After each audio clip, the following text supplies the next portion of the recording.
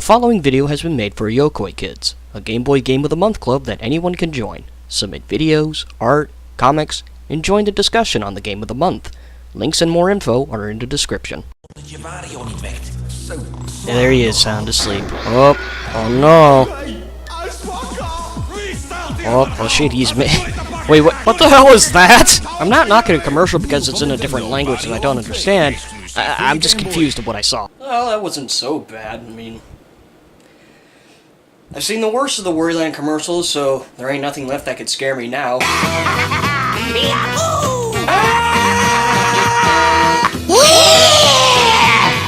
Elegant, graceful, sophisticated. Wario is none of these things, yet his games definitely carry these characteristics. Even the ones that aren't as stellar still have unique ideas and concepts that make them worth trying out, if only just once. I mean, for God's sake, the Wario Land games were able to convince people, oh yeah, I'll play that Virtual Boy thing. The progression of the Wario Land games is interesting when looking back at them.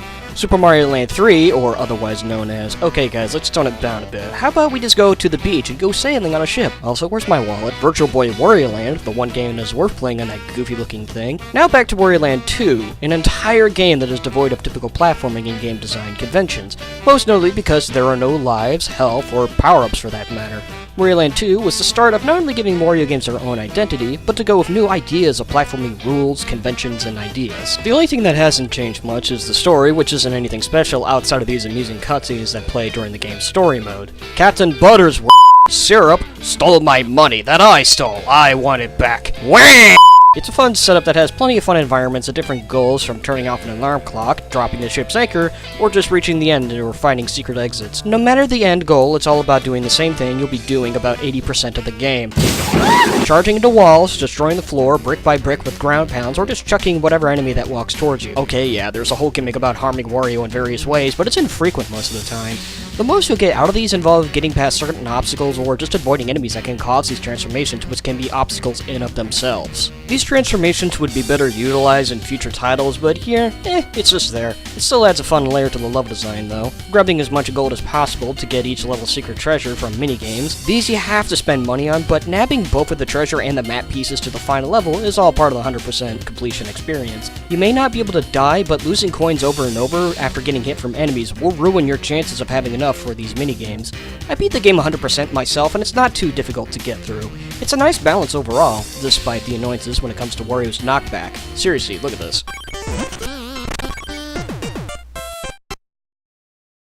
Bosses are rather annoying in their own way. These bosses take multiple hits, and if they manage to hit you once or grab onto you, you're pulled out of the arena and must fight them again. It's essentially losing a life, but I just wish these bosses didn't have these annoying attack patterns that you have to be perfect with in avoiding.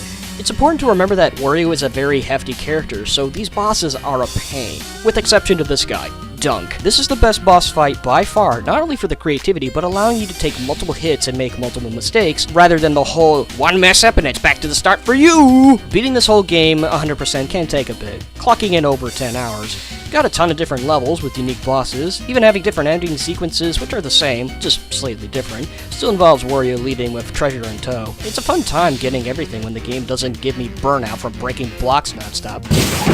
But it's still worth it. Plus, playing through the game all the way to the end is worth it, if only to see the reaction most people get when seeing this bizarre time trial level.